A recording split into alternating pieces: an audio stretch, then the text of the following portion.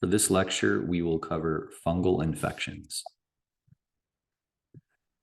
Superficial fungal infections include Tinea corporis, Tinea versicolor, Tinea nigra, and Candida, to name a few. So when we're talking about tinea, we often think of dermatophytes. These are fungi that like to live in the stratum corneum, nail plate, hair shaft, and they're very keratinophilic.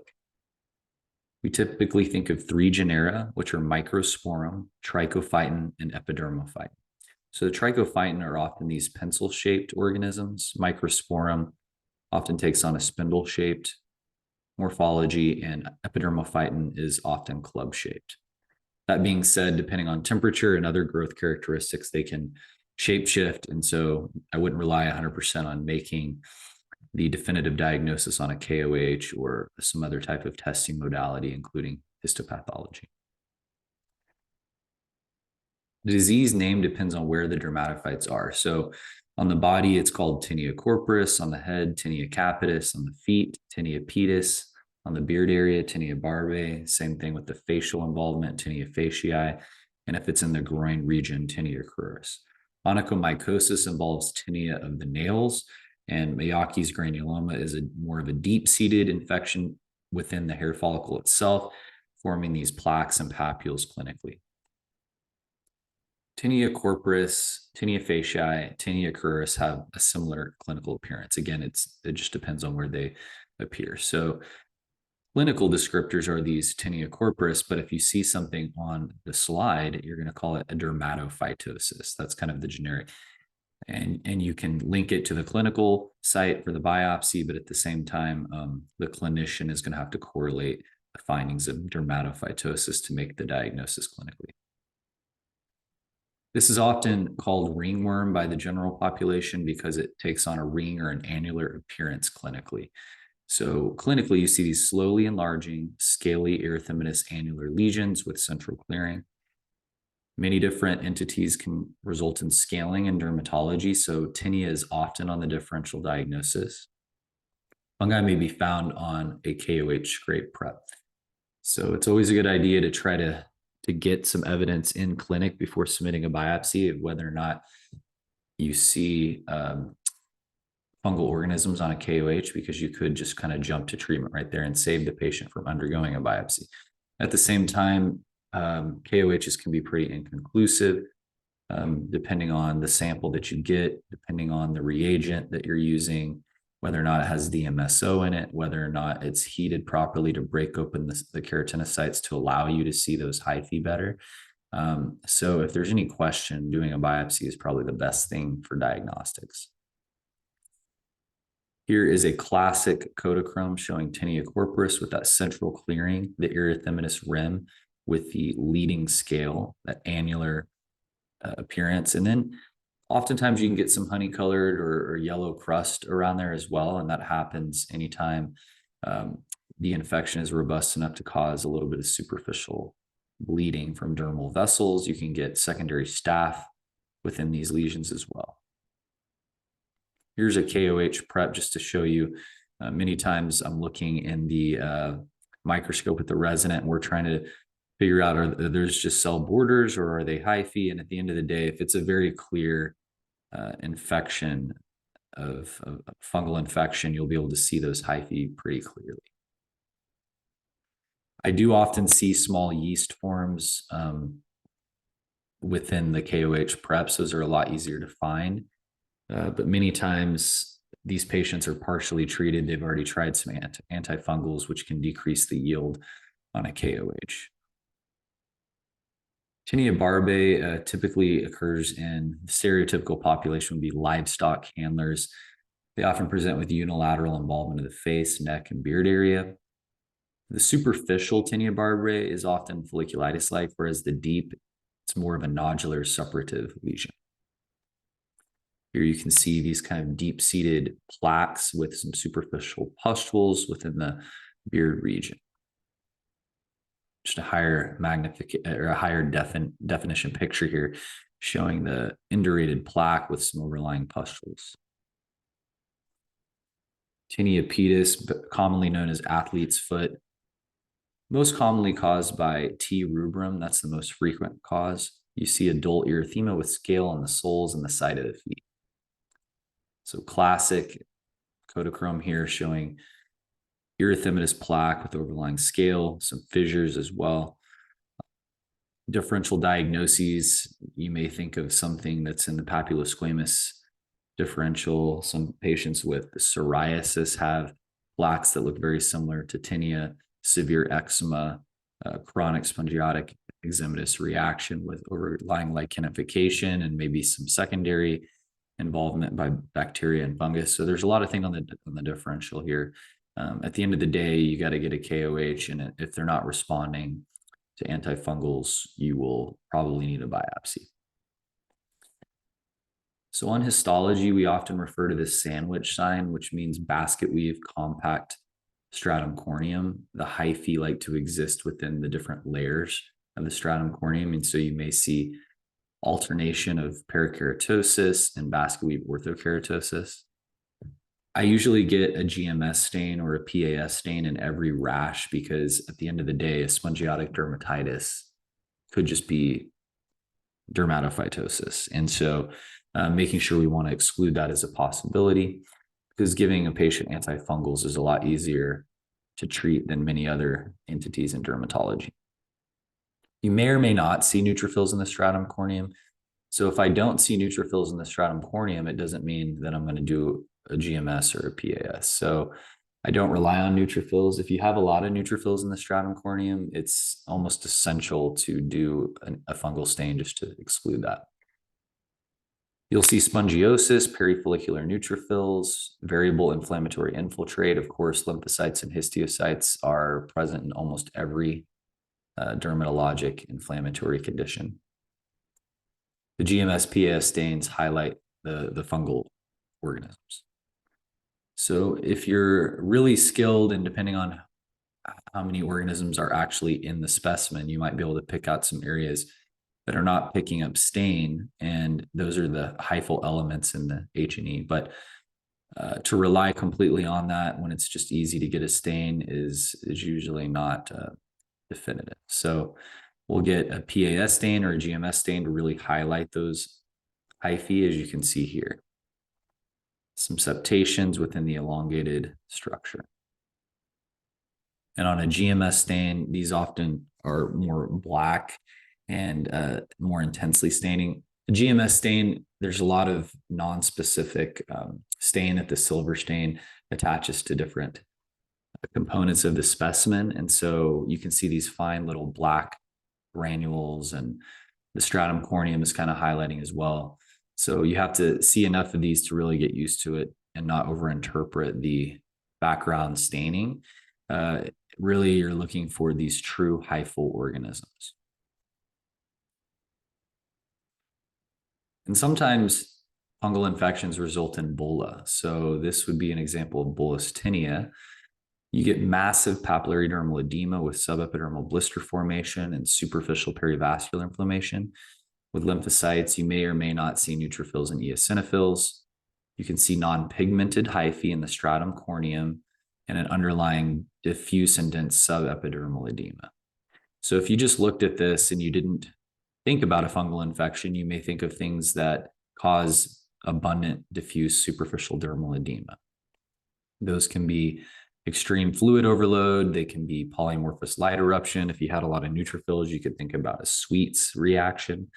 But don't forget to think about fungal infections, because fungal infections definitely can cause this amount of diffuse subepidermal edema leading to clinical bulla. Tinea capitis results in hair loss and scaling on the scalp with follicular inflammation, pustules, and carrion formation. When we're talking about ectothrix fungi, we think of M. canis or M. adani. On Wood's lamp, you may see green or yellow-green fluorescence. When we're talking about endothrix fungi, we often think of T. tonsurans and T. violation. And you often do not see fluorescence in these infections. Here you can see the Wood's lamp just highlighting this, this kind of diffuse fluorescent, almost like a bluish greenish color here.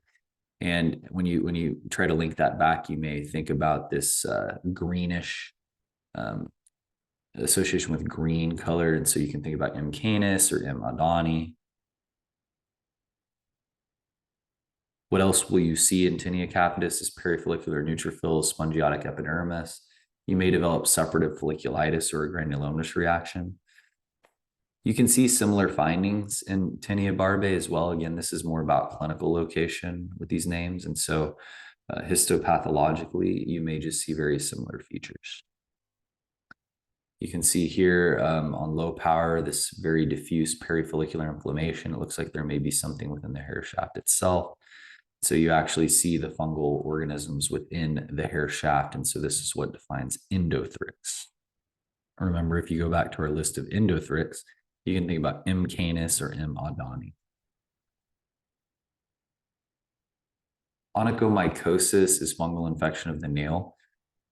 40% of infections to the nail approximately are due to dermatophytes. They cause about half of all nail abnormalities. The prevalence is about 6 to 8% of the general population. Oftentimes we have patients who come in and they have maybe one nail affected or both big toenails affected, but nothing else affected. And they think it's fungus, and it could just be repetitive trauma causing onychodystrophy. And so it's very important to try to get a sample of the nail to look and try to prove that it is fungal infection, especially if they're not responding to treatment. So here's a picture of onychomycosis. There are 4 classic types of onychomycosis. There's the distal subungual onychomycosis, usually caused by T. rubrum. You can have a white superficial onychomycosis. The key organism to remember is T. mentagrophytes, but it may also be caused by Cephalosporum, Aspergillus, and Fusarium. I don't rely on making the diagnosis of which specific organism it is clinically. That's what cultures are for. So dermatopathologists are not culture dishes, and dermatologists are not able to perform cultures with their eyes. And so we definitely rely on our partners in the microbiology lab to grow these organisms out for us and help speciate exactly what we're dealing with. The third type is proximal subungual onychomycosis, which can be caused by T. rubrum or T. magnini, and Candida onychomycosis caused by C. albicans most frequently. So when we are looking at a nail plate biopsy, we want to look for the fungal elements deep in the nail plate. So nothing on the superficial aspect, but actually embedded within the nail plate. So you can see on this PAS stain that you've actually got organisms within the nail plate. Miyake's granuloma, also called fungal folliculitis, presents as circumscribed annular raised crusty and boggy granulomas with follicles distended with this kind of viscid purulent material, usually on the shins or the wrists, more common in areas of occlusion or shaving or when a topical corticosteroid has been used. So I like to remind my patients, as well as the residents that I work with, when I'm treating a patient with high potency topical steroids, I often like to co-treat with ketoconazole to maintain low fungal levels, because oftentimes the medicines that are very effective and reducing inflammation are also going to stimulate fungal growth. And so we just need to be careful that we don't exchange one dermatitis for a fungal infection. Here you can see these kind of deep-seated papules, nodules coalescing into plaques. Many times these are itchy, so you can have secondary lichen simplex chronicus changes overlying it. So Miyake's granuloma, you see perifollicular and dermal suppurative granulomas. The organisms can be found in the hair shaft itself, or at least in the follicular ostia. So from low power, it may be a little difficult to see exactly what's in the follicular ostia and on high power, but just to give you a big picture of what's going on, you'll often have crust on the outside. So try to correlate this with the clinical appearance, maybe some focal ulceration, follicular distribution of this granulomatous inflammation. On higher power, a mix of neutrophils, lymphocytes, histiocytes, maybe some eosinophils. If you do a stain, you'll be able to find organisms within both the follicular ostia and maybe the ruptured area as well. Pili erector muscle over here, just to point out that architecture of the normal pilosebaceous unit with associated erector pili muscles, maybe some fibrosis depending on how long standing it's been there, and the remodeling of the collagen during the wound healing. So this is kind of your low power representation of Miyake's granuloma. On higher power, you can see this image from Dr. Elston's textbook, these suppurative inflammatory areas, lots of neutrophils here, reacting and trying to clean out the fungal infection. Even without the stain, you may see some spores and hyphae on that background of the hair shaft there. Tinea versicolor is caused by Malassezia furfur. These are lipophilic yeast organisms. Multiple irregular areas of hypo and hyperpigmentation, usually on the seborrheic areas. Clinically, if you put your thumbs on each side of the thin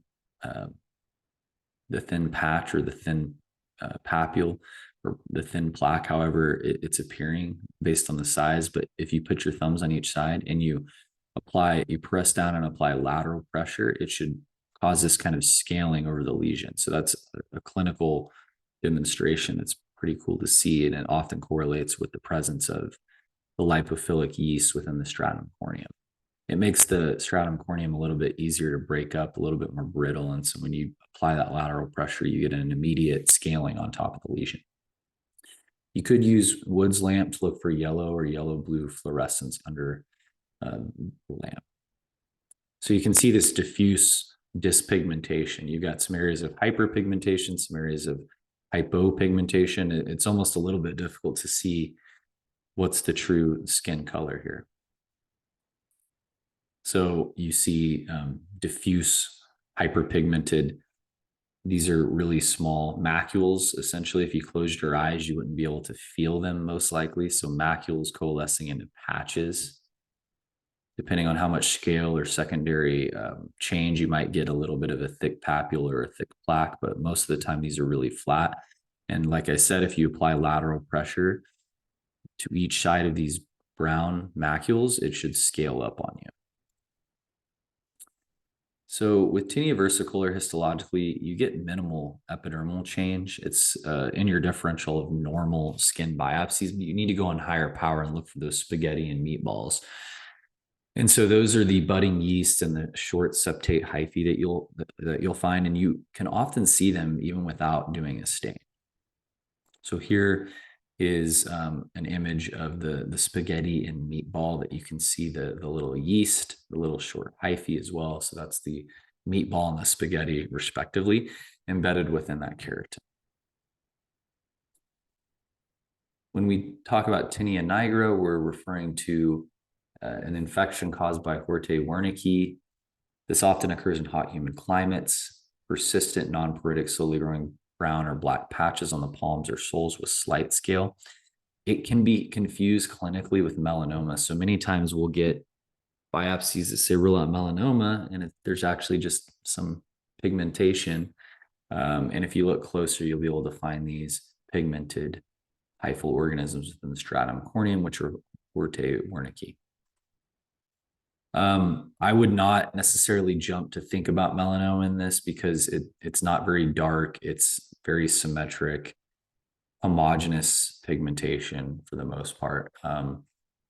But maybe to someone who's not a dermatologist, they may think this looks like a melanoma and you may get a biopsy. And even dermatologists can confuse this for melanoma clinically because of the variation in pigmentation that you can get. So tinea nigra here, this is kind of your classic example. It may be harder to find them in real life, and so you have to do deepers often to try to figure out if there are some elements within the stratum corneum. This is on acral skin with brown septate hyphae in the stratum corneum. Again, in real life, if you just get normal skin and they said rule out melanoma and you do melanocytic stains and there's absolutely nothing, I would do deepers to try to make sure you're not missing the plane of section of these organisms. Moving on to candidiasis, usually caused by Candida albicans, forms bright red plaques or papulopustules in moist areas like the axilla and the groin. Overgrowth of Candida and mucous membranes can cause white maceration, occurs in the mouth, which is known as thrush, on uncircumcised glands penis, which is known as Candida balanitis, or in the vaginal region, which is called Candida vaginitis. So you can see here just really macerated areas, very erythematous plaques, kind of a weeping exudate, and some areas where there may be some fissuring. So candidiasis, you will often see a more robust inflammatory response compared to tinea. So neutrophils, you'll often have more neutrophils in the epidermis. You'll have more parakeratosis, more serum crust on average. Again, you're not going to rely on those features to make the diagnosis. What you're going to rely on is actually demonstrating that you're visualizing pseudohyphae. These are often vertically oriented, but they can be oriented in any direction. You'll look for those pseudohyphae and the budding yeast in the stratum corneum. People may remember the vertical orientation as Candida dies. So that's how they remember that vertical orientation. You'll want to do a PAS and a GMS stain to prove the presence of these organisms. On just a normal H&E, as we referred to, abundant neutrophils, abundant spongiosis, you can see neutrophils are extending in many of the levels of the epidermis, even into the spinous layer. So abundant presence of neutrophils along with perivascular and interstitial lymphocytes in the dermis. And you may see some plasma cells as well, although you're not going to rely on that to make the diagnosis. Here is a picture of vertically oriented pseudohyphae that you might see in Candida. But again, there are some that are horizontally oriented as well. I don't rely on the vertical versus horizontal orientation at all. So when you're talking about Candida, it's important to think about the fact that they can exist in different forms. And so elevated to 37 degrees, you may get this germ tube production. That's a positive germ tube test at 37 degrees. Natively, you may see pseudohyphae and budding yeast within the tissue, depending on the temperature. Moving on to deep fungal infections, and these are high yield for exams. We're going to cover coccidioidomycosis, cryptococcosis, blastomycosis, paracoccidioidomycosis, histoplasmosis, and sporotrichosis. Now, the ones with asterisks next to them, which is all of them except cryptococcus, are considered dimorphic. And so at 37 degrees, they can be yeast. So often in the tissue, they're appearing as yeast. If they're in room temperature, they're going to be presenting more as a mold. So coccidioidomycosis, we can think about C. immitis, which is endemic to the Southwest United States.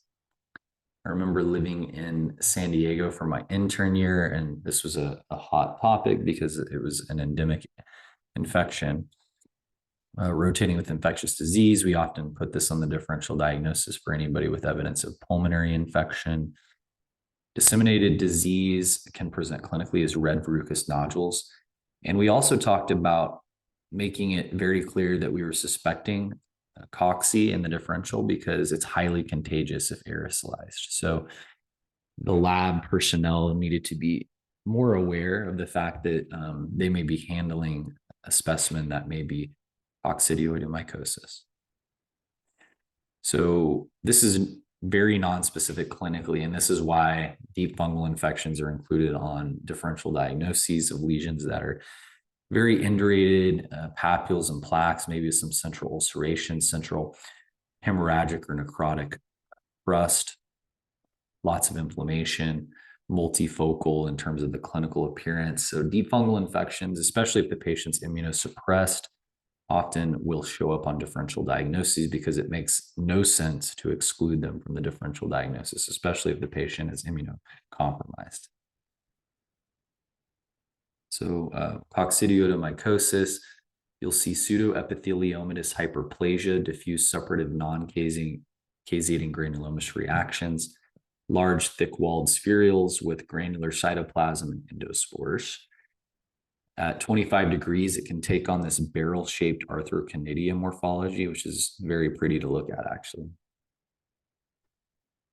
So from this power and this histologic inflammatory pattern, no one would expect you to make the diagnosis of coccidioidomycosis. However, from this power, you should notice that there's some acanthosis and some hyperplasia of the epidermis, and it takes on this pseudoepitheliomatous hyperplasia. You have some areas that are densely inflamed, interfacing up against the epidermis as well, with maybe some pockets of nodular suppurative inflammation in the deeper aspects of the dermis. And so here you can see the organisms, they're taking on a size that are much larger than the average 10 microns of the nuclei. So you can see these spherules, which are essentially, some of them in this plane of section are about 5 times the width of a nucleus here. So getting up to 50 microns or so, even in this plane of section. Now, hopefully, if you had a digital image and you were surfing around doing a bug hunt to try to make a diagnosis, that they would give you some very clear spherules like this, because this is definitely not a part of normal human tissue. So that would allow you to make the diagnosis of coccidioidomycosis. Cryptococcus is a little bit trickier to see on H&E because they're smaller usually. So Cryptococcus neoformans, we think about dried bird and bat droppings, usually inhaled. And the systemic infection can lead to purulence and necrotic nodules and plaques. It can be anywhere on the body, face, neck, forearms, for example. It can be diffuse. From this or from this clinical image, you may even think that some of these look molluscoid, because they have some umbilication to the papules. And so don't forget that diffuse cryptococcus, diffuse systemic fungal infections, especially crypto, can appear as molluscoid clinically. Cryptococcosis is a pleomorphic yeast with variation in size and shape. Numerous organisms are grouped within a thick gelatinous capsule. And so that's what separates Cryptococcus, is this thick gelatinous capsule, which will actually be positive for mucicarmin, for example, but it's very rich in mucin as well. And so Alcian blue, mucicarmin can highlight that. If you were looking at it in a CSF sample, you may do India ink. That's kind of the classic step 1 image that you should remember. And they also have some pigment within the capsule, which can make them appear as, or some pigment within the organism, which can make them appear positive on Fontana Masson, which is actually a melanin stain that we use to prove that brown pigment is melanin in many of the histologic slides where we're trying to prove, is it hemosiderin or is it melanin? We'll do a Fontana Masson. So Fontana Masson can be positive in these organisms. So here you see these small Cryptococcus organisms. They're actually, if you look at the size, they're smaller than a nucleus of the cell. And so compared to the coccidioidomycosis that we just looked at, which were often bigger than a nuclei, these spores are smaller. And so you can see that on average, they're probably about a third or so, maybe even a fourth of the size, in some cases a fifth of the size of a nucleus. So if we're thinking that the average nucleus is about 10 microns, then we can think that these would be about 2 to 3 microns, depending on what plane of section you're looking at, et cetera. You can also see there's this kind of clear halo around the organisms. And so that's that gelatinous capsule. So if you take into account the capsule, the size would actually be about the same size as a nucleus, about 10 microns or so. And they can often coalesce and form this kind of large gelatinous open void space.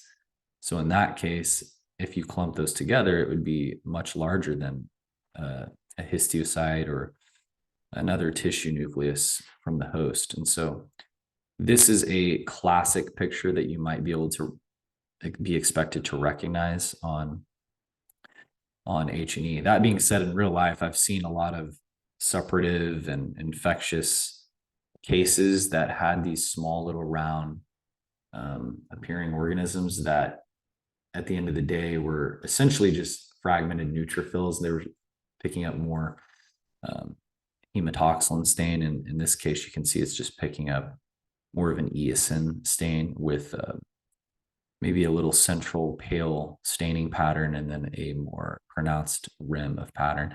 If you did a GMS on this, it would highlight all of these little spherules. But if you do a GMS on a suppurative section with a lot of dead neutrophils, you may actually see the same pattern because it's non-specific staining. So doing a MUSI Carmin to try to highlight the surrounding capsule material would also be helpful. And at the end of the day, I never rely on just the sections and the special stains. I always encourage, or if I'm the attending on the case, will recommend and obtain tissue cultures, because we need the tissue culture data to really finalize and make sense. We had a case of monkeypox that everyone thought was a fungal infection and nothing was growing from it. And we just scoured the tissue and thought it looked like there should be a fungal infection there, but we couldn't definitively agree that there was anything that fit the textbook morphology of any fungal infection that we knew. And come to find out, it was actually a monkeypox infection leading to diffuse necrosis and debris. So these can be very tricky, and relying on culture data, relying on other microbiology supplementary tests to nail the diagnosis will be essential in any case. Now, for your exams, they're definitely just going to put more recognizable infections on there so that you have the chance to get the correct answer. So GMS, PAS stain, highlighting those fungal spores of Cryptococcus. Blastomycosis, I feel like every lecture has a map of the United States when referring to blastomycosis, and it's just to remind everybody of the endemic areas. So you kind of you're covering the Ohio River Valley area all the way from this portion of Michigan all the way down through Wisconsin and Missouri, and you've got you're kind of crossing through into Alabama, Louisiana, and Mississippi as well, covering over through Georgia, South Carolina, the North Carolina, Virginia. So you're just really covering West Virginia and Ohio. It's even extending all the way up into along the Great Lakes here, but making its way up through New York and even reaching up into Maine. So it covers a wide range. It's not just Ohio. So remember that, but Ohio River Valley is the classic geographic descriptor of this dimorphic fungal organism. Often can lead to pulmonary infection, but if the patient's immunocompromised, can disseminate pretty much anywhere. The lesions start as advancing verrucous plaques with central scarring, heaped up edge. We can see so many different dermatologic conditions presenting that way. So excluding deep fungal in an immunocompromised patient just by looking at the clinical is going to be nearly impossible. You always have to consider a deep fungal infection. So here you can see these kind of plaques with some ulceration, some almost verrucous, warty, exophytic texture to them. And in fact, the case of monkeypox that we had recently presented very similar to this. And so the rule out was everyone was convinced it was going to be a fungus and everyone was favoring blastomycosis, but nothing grew out of the cultures and there was no evidence of blastomycosis on the histology. So have a broad differential of infection, and don't forget to think about viral infections, which we will cover in a different lecture. So blastomycosis, histologically, you'll see again pseudoepitheliomatous hyperplasia with intraepidermal pustules. The organisms, unfortunately, are few in number usually. They're usually located within giant cells. They're uniform in size and shape. If you do find them in the tissue, you'll look for thick refractory refractile asymmetric wall, or the broad base budding. That's the key term. So if you get a digital slide or even in real life, you have to scour this for a while because they can be easily missed. And getting multiple levels, really going into that focus of inflammation, looking within the neutrophilic and giant cell granulomatous inflammation to try to find the organisms. Now, at 25 degrees Celsius, they form these long conidia, so-called lollipop conidia, but that's not what you're going to see in the histologic tissue. So if this picture looks familiar, it was because it probably looked very similar to the low power of coccidioidomycosis, which again, no one would expect you from low power to be able to say what the infection is, but deep fungal infections also, they uniformly cause many times a pseudoepitheliomatous hyperplasia. In fact, if it was transected, someone might be thinking it's some type of atypical squamous proliferation with abundant glassy change. But if you see a bunch of pockets of neutrophils like this, then you have to think about a fungal infection. Asymmetric refractile walls are often seen in blastomycosis here. So you can see it's pretty difficult to pick out, and you really have to go on higher power and have a high degree of suspicion. On GMS stain here, you can see the broad base budding. This actually makes it much easier to see. So that's why we do the fungal stains in anytime we're thinking about a deep fungal infection. So we might be able to pick out something that looks specific like this broad base budding. So moving on to pericoccidioides, there is the most common entity would be Pericoccidioides brasiliensis, which is a dimorphic fungus, also known as South American blastomycosis. So if someone says, which type of blastomycosis are you referring to? They're actually just asking, are you talking about the blastomycosis that we just spoke about, or North American blastomycosis, or South American blastomycosis, or Pericoccidioides mycosis? So clinically, these can cause lung infections, regional lymphadenopathy, mucocutaneous ulcerations, and verrucous plaques. If that sounds familiar, that's because many of these deep fungal infections cause very similar clinical and histopathologic inflammatory patterns from low power. So here you see some ulcerations around the mouth. Nobody would expect you to be able to get the diagnosis based on this alone, but thinking about some deeper fungal infection, you can see wide dissemination of ulcerated papules, plaques, and nodules. Just as blastomycosis did at 25 degrees, you can also see lollipop conidia formation. Also from low power pseudoepitheliomatous hyperplasia with dermal infiltrate and granulomas, small yeast. These usually will lack the thick refractile wall and eccentric nucleus of blastomyces. Instead of that broad-based budding, you'll see narrow-based budding, and it can surround the spores with multiple buds, forming a mariner's wheel. So this is what everyone remembers about pericoccidioides, is the mariner's wheel. From this power, you can see some of these spore-like elements with some budding coming around them. I think it's, I haven't really seen a ton of these in my career, actually, except for just teaching examples. And so you definitely would want to get a stain to highlight that. And you can see much easier here, these spores with the concentric or circumferential budding, and they have a thin stalk here. And so that's the picture of the mariner's wheel. As in pathology, we always like to imagine what real life objects we can relate things to. And so this mariner's wheel has stuck throughout the years as being associated with pericoccidioides.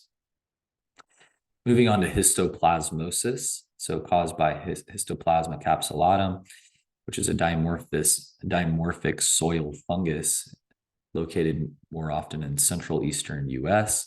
It can infect the lungs, often asymptomatic, and usually spontaneously resolves. If the patient is immunocompromised, however, unfortunately, you can have exceptional dissemination. And I've seen a lot of these cases in my life because of the number of immunosuppressed patients we see in the hospital. So the skin lesions can be variable, as you would imagine, papules or nodules, plaques or ulcers. Work with infectious disease to prove that we're dealing with histoplasmosis. Often the urine antigen test is easy to get. Diffuse papules, indurated plaques, and nodules. Nobody would expect you to get the diagnosis based on looking at this, but if the patient's immunocompromised, you have to think of histoplasmosis. On 25 degrees Celsius, it forms these so-called spiked macroconidia.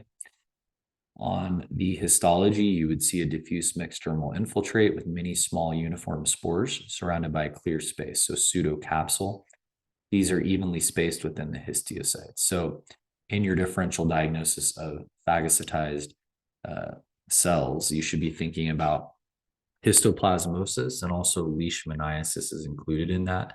Histoplasmosis is thought to be more uniformly distributed throughout the cell, throughout the histiocyte. And so you can see here these small intracellular organisms with a kind of a clearing around the main central part of the organism. And so that is your pseudocapsule.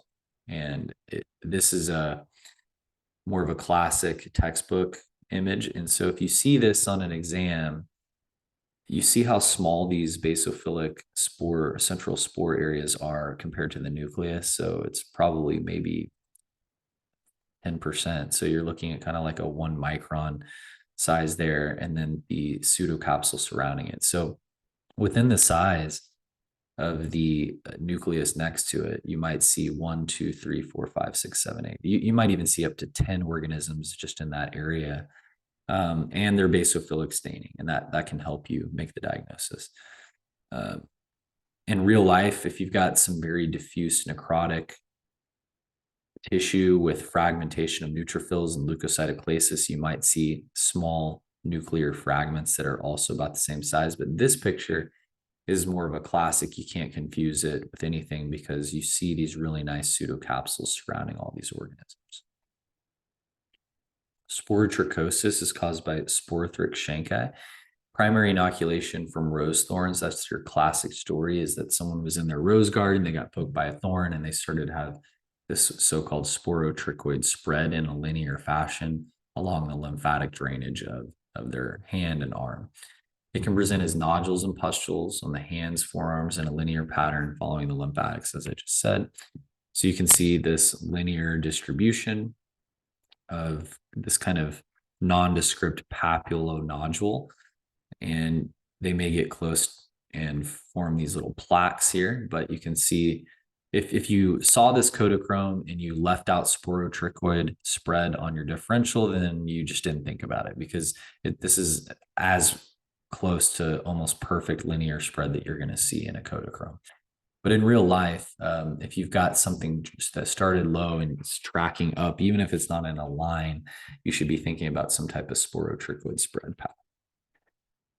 And the picture on the right is, again, just another example of this kind of non-specific plaque that's ulcerated, and you always have to think about a fungal infection in this case. On 25 degrees Celsius, these can form conidia, so-called daisy conidia. On histopathology, I hope you're seeing the theme of pseudoepitheliomatous hyperplasia. You might find so-called stellate abscesses, which are diffuse mixed dermal infiltrate of neutrophils and palisaded histiocytes, along with plasma cells and multinucleated giant cells. You may see round, oval, or this is the buzzword, cigar-shaped yeast. Unfortunately, these are often difficult to find even with stains. You have to have a high degree of suspicion, and definitely don't rely on the tissue diagnosis as much as getting help from cultures, as well as even the history. So looking for the clinical distribution, the history, as well as culture data would help supplement, because they're often going to be difficult to find in the tissue. So here, the expectation would be that if you see palisading granulomas, you see a dense nodular neutrophilic kind of abscess type formation within the tissue, that you'd be thinking about fungal infection, including sporotrichosis. And then on a PAS stain, you can see these pleomorphic yeast. Some are taking on this cigar-shaped appearance. Now, this is very easy to see, but it may not be easy to find them depending on the load of the amount of organisms in the particular biopsy that was obtained, as well as the plane of section that the actual tissue was sectioned and presented on the slide. So doing deeper sections if the degree of suspicion is high, and doing multiple PAS stains may be called for in this case. Moving on to eumycetomas, these are primary inoculations by different organisms, including Pseudo-Alischeria boydii, Phyllophora varicosa, Aspergillus, Curvularia, and Madurella.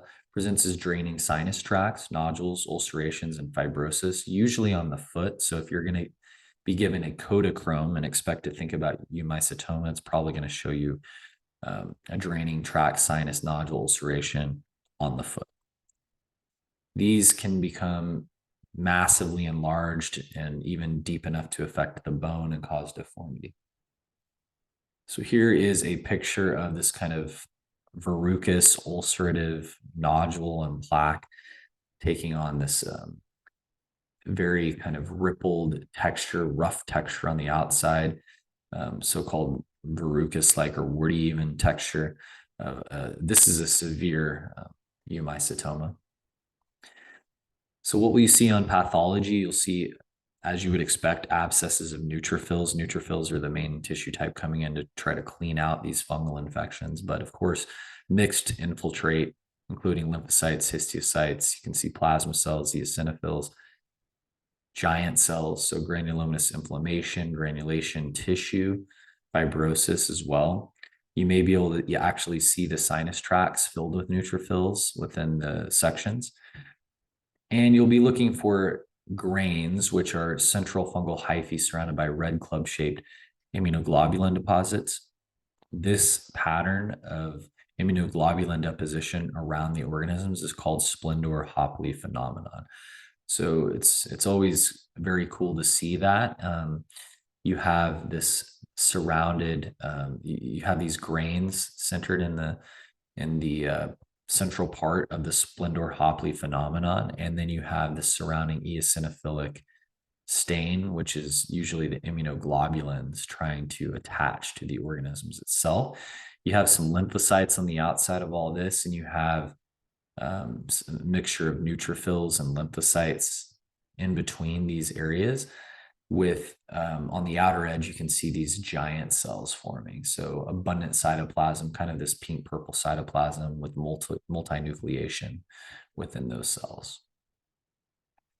If you do see a picture like this, this is from Dr. Elson's textbook, then you should be thinking about Splendor-Hopley phenomenon and either a eumycetoma or a mycetoma that is caused by some type of bacteria. So we're focusing on the fungal mycetomas here, but you may have like an actinomycotic mycetoma. You may have a eumycetoma. Eumycetomas are usually referring to true fungal infection. Here you see the club-shaped Splendor-Hopley phenomenon. Again, this eosinophilic rim to the outer edge where the organisms are. Again, that is protein, that is immunoglobulin protein. And remember, protein is more of a positively charged entity, so it's eosinophilic. So this is a screenshot type chart that you can save to memorize, but many different types of ways to think about eumycetoma versus actinomycetoma. The eumycetomas are really caused by the true fungal. The actinomycetomas are usually associated with more of the bacteria. Here you see Madurella mycetomatous, you see Leptosphaera species, M. grisea, and Exophialia genzelme, and these are associated with your dark grain eumycetomas. You can have the non-pigmented eumycetomas, which are Pseudo-Alischeria boydii, Acremonium species, Fusarium species, the cylindrocarpin destructans, the Neotestodinia, and then the dermatophytes as well. And then your actinomycetomas, which include more bacterial species like Nocardia, species as you see listed here, Actinomyces israelis, Streptomyces somaliensis, Actinomydura pelletieri, and Actinomadura. So moving on to phaeohyphomycosis. Phaeohyphomycosis just essentially refers to dermatiaceous fungi. We often call this black mold. These include species of Cladosporium, Exophialia, Alternaria, Wengielia, Bipolaris, Curvularia, and Phyalophora.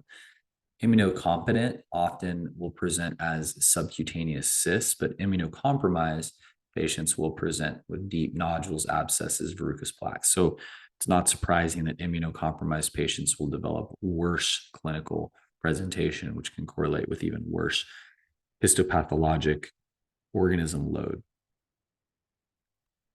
So seeing just kind of a cyst with a darker color to it on the thumb of this patient, you would have to at least entertain phaeohyphomycosis in your differential diagnosis. This is a non-specific but large ulcerative plaque with this kind of verrucous or exophytic appearance to the outside. Many different colors within the plaque here. You see this areas that look like dark green, dark brown, dark black, light green, yellow, white. There's so many different colors, even like a grayish rim to it. So you have to think about a fungal infection in this case. Also the multifocal distribution. This looks like a relatively young patient here. They got their nails done. They also have this very unsightly spreading fungal plaque and papules going up their hand here. So this Kodachrome definitely would have to think about a fungal infection here. Doing a biopsy for histopathologic analysis as well as a fungal culture is going to be very helpful in this case. So phaeohyphomycosis will present with brown hyphae in the dermis or the subcutaneous region. Because of that deep-seated location, it lends itself to forming these cyst-like structures. As you saw in that first picture with that, it almost looked like a dark epidermal inclusion cyst.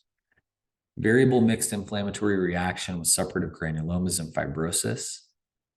The clinical story may have been that the patient got a foreign body, like a wood splinter that was inserted deeper into the skin and allowed for the proliferation of the dermatiaceous fungal elements.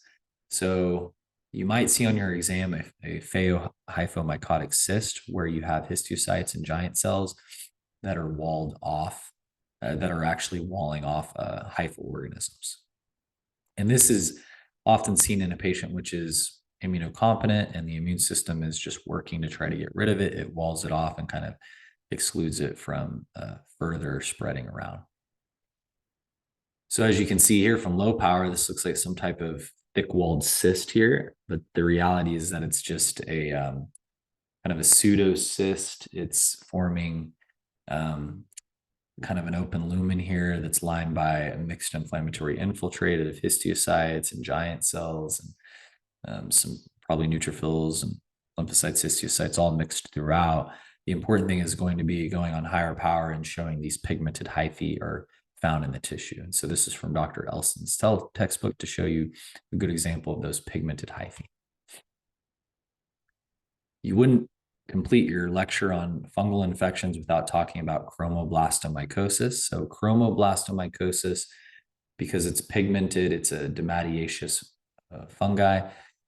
The organisms associated with chromoblastomycosis is not just one organism. People often forget that. They think it's just one organism causing chromoblastomycosis. It can be different organisms. So Phyalophora species, Fonsaceae species, Exophialis species, and also Cladosporium species. The infection can be secondary to trauma, usually on the lower extremities, but it could be anywhere. I remember my first case in residency was a patient that had it pretty diffuse along the arm on the left arm, and we actually had to surgically excise these plaques. So scaly pink papules can often become nodules. They lead to purplish irregular plaques and verrucous nodules and large pruritic papillomatous lesions. The scratching may physically transport the organisms themselves and cause satelitosis clinically.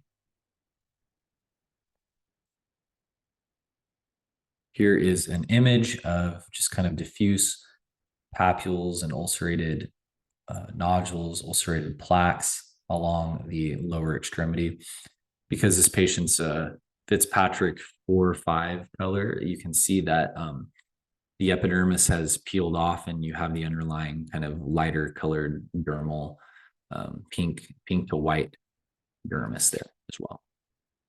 And some of this may be reepithelializing skin that has not quite pigmented yet.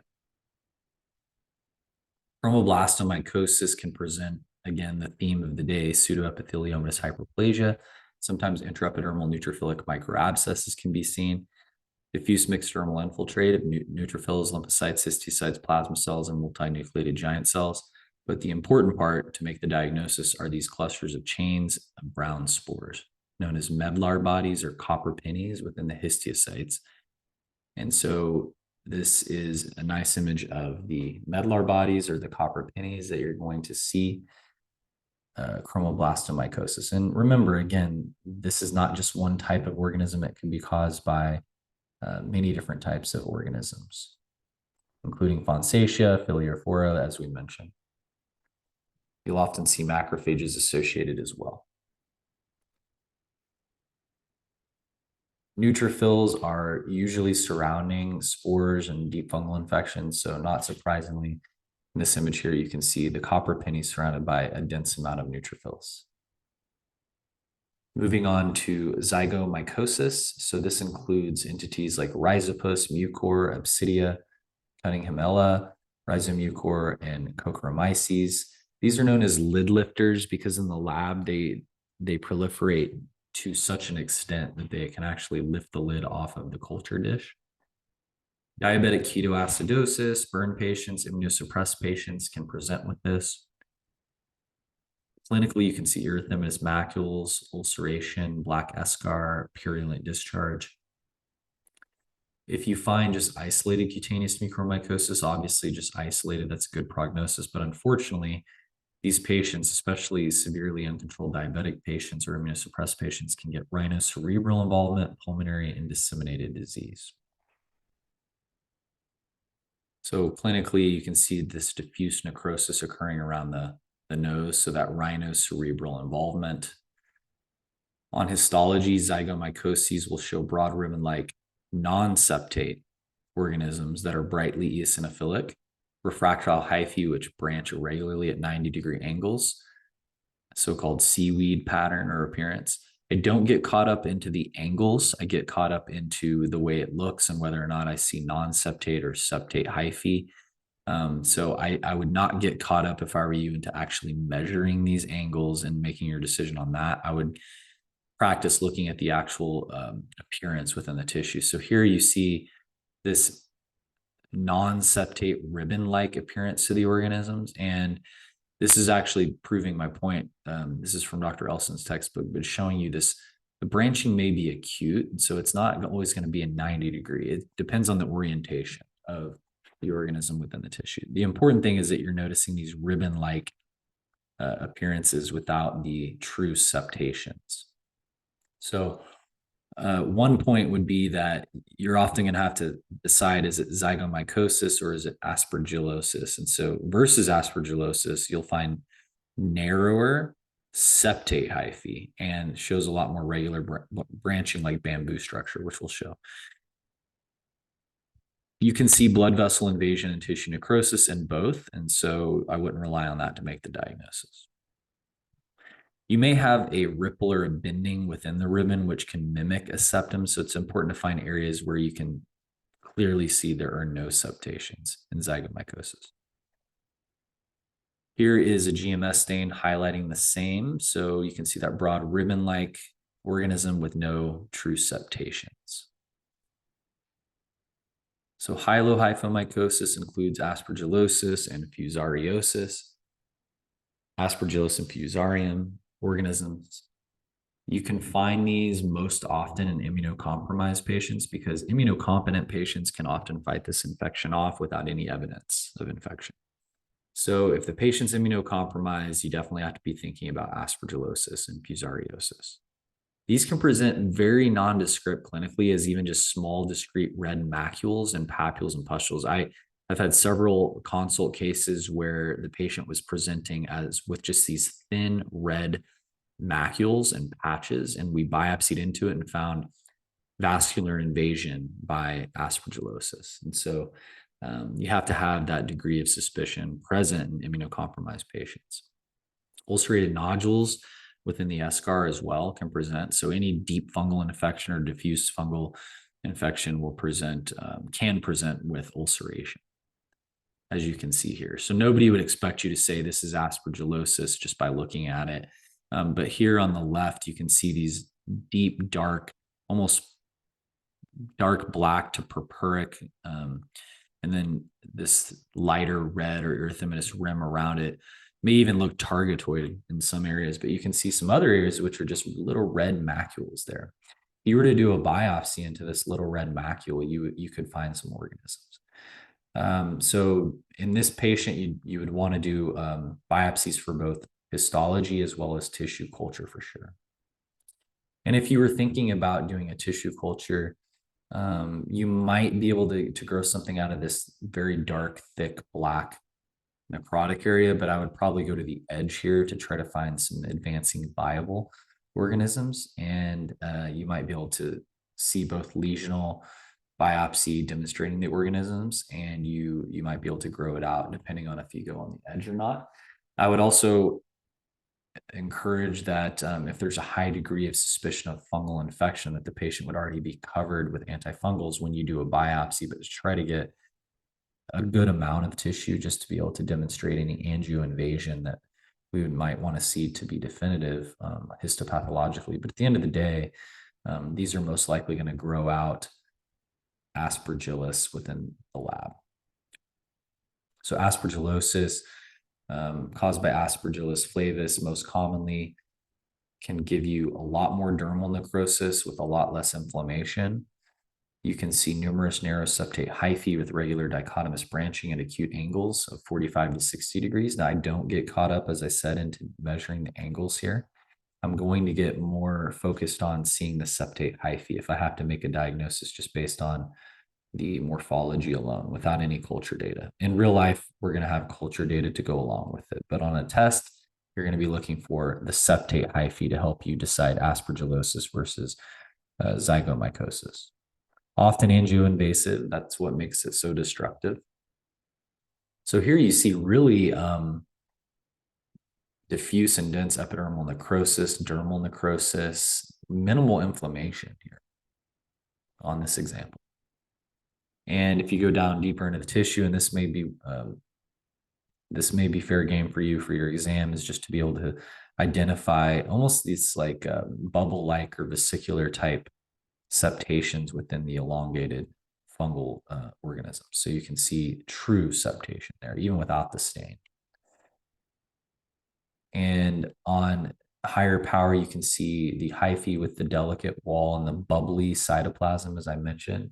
So it's kind of got this bubbly texture within the organism and also septate hyphal divisions within that long hyphal structure.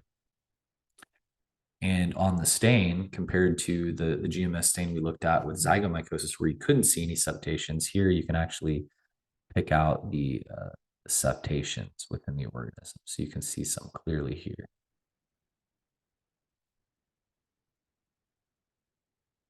Moving on to protothecosis. So protothecosis it's technically an algae. It's a ubiquitous algae caused by Prototheca wickerhamii. As always with these cases, usually it's inoculation secondary to trauma. It affects immunosuppressed hosts. It's very rare. Only about 100 cases are reported. I think when we're talking about cases reported, it usually would have to go through maybe the health department data collection agencies. If we're talking about case reports, then, many times nowadays, editors of journals are not going to accept case reports on things if it's been published 100 times, probably because it's not rare enough. So I'm assuming that in reality, there's been more cases of protothecosis that have gone undiagnosed or unreported. But for what it's worth, it is something that, because of the appearance, may be tested on. So it's worth knowing about. And if you don't know it, you'll never be able to recognize it. So protothecosis clinically can present as a nondescript or nonspecific papular or eczematoid dermatitis, interestingly. As you can see here, this may look like just some scattered excoriated papules in someone with severe eczema. However, this looks deeper than your typical eczema. It looks like it might be having some type of exophytic component here to some of these ulcerations. So what do you see in protothecosis? The bold statement down at the bottom, I'll jump to that because it's the soccer ball-like septations or morula that are going to be the classic picture that you should recognize for your exam. So if you see something like this, the answer is protothecosis. But to go back to some of these factoids here, the epidermis is ulcerated and hyperplastic. Usually you might see mixed diffuse infiltrated neutrophils, lymphocytes, histiocytes, and multinucleated giant cells. Dermal necrosis is common. The organisms may be visible in H&E, but best seen with a fungal stain, as the case with so many of the other fungal infections, PAS, GMS, or even acid mucopolysaccharide stains. Again, to hammer it home, the soccer ball-like septations or morula-like appearance. Here you can see a nice example. Now, not all of them take on a soccer ball-like appearance. So hopefully you'll see something that takes on more of the classic quote-unquote soccer ball type appearance.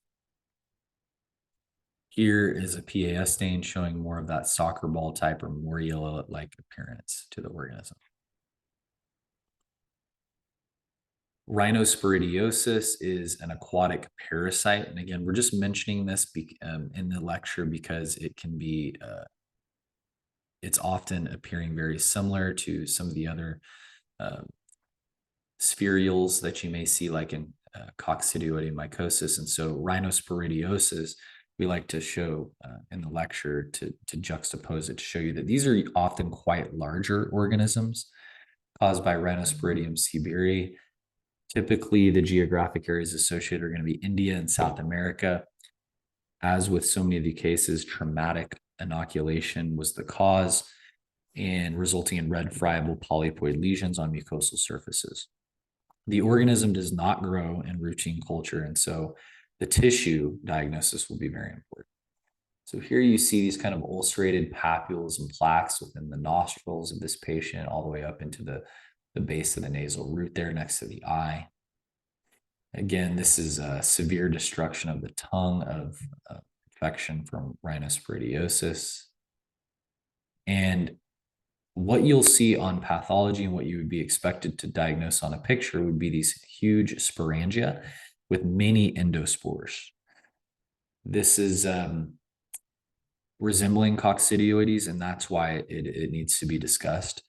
So it's a non-sporulating trophocyte form, and that resembles the coccidioides, as you'll see in the next image, but it has a small central nucleus. So you see this very large sporangia. This is quite larger than the spherules that we looked at with coccidioides. So you can see for reference size, the keratinocytes over here. The nucleus, remember I said the nucleus you could estimate to be about 10 microns in length. So each little small